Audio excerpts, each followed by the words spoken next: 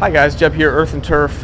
We are today showing you how to take the box off the 415. So if you have a 415, this is our stand-on top dresser. You may or may not know how easy it is to take the box off, which opens it up for service, maintenance, all kinds of things, and just makes things easy. And it's really not that hard. So under this shield, I will point out a couple of things and I will record while Jonathan disconnects. So we've got 3 lines that are hydraulic lines. They are quick connects.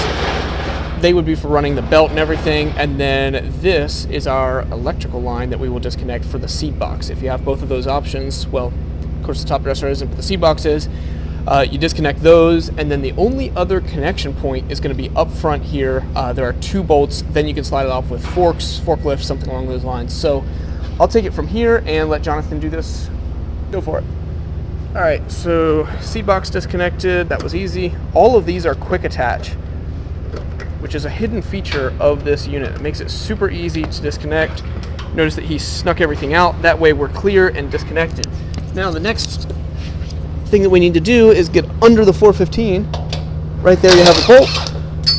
1/2 inch bolt head on that one. Same thing on the exact other side. So if you see the frame right here, we're gonna take off that bolt and then we can sneak our forks in and take it off. All right, before we get too far, you're gonna wanna make sure that this shield with your oil cooler is off. I'll let Jonathan go ahead and slide that one up and off. It hooks into the box with hook spots right there, and of course the frame of the unit itself, one and the second one down there.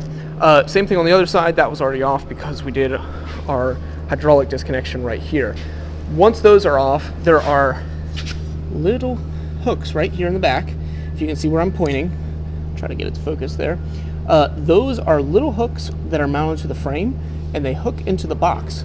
So there's no actual bolt connections in the back, it's just hooked on.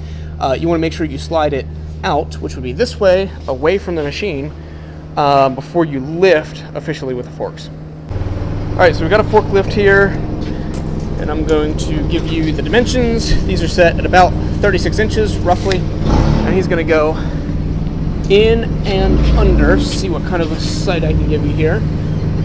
Notice he's gonna touch the belt, but he's not gonna scrape the belt. Very nicely slipping the forks in until he's got the box. He's gonna lift it clean off of the unit. Look at that. Now we have full exposure. Just make sure those hydraulic lines are disconnected. They would have been here. And then of course the seat box terminal.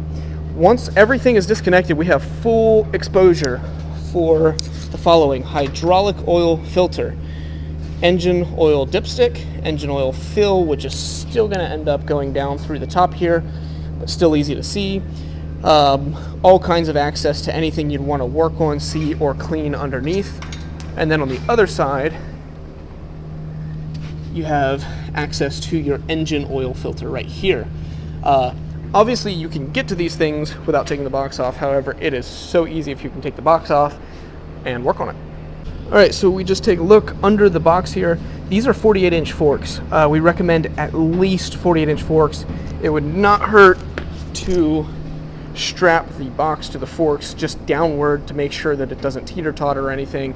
Of course, you want to be really careful that you're disconnected from the machine. As you look at the machine, we've got connection point 1, connection point 2, and then 3 and 4 are in the back here. These are the actual hooks that the box will slide into, 1 and 2. Just make sure everything's lined up when you go back on. You'll do the slide the box back on, connect your front bolts, and then of course you can reconnect your hydraulic lines and electric, and then your shields will go on last where they're going to connect from the machine to the box.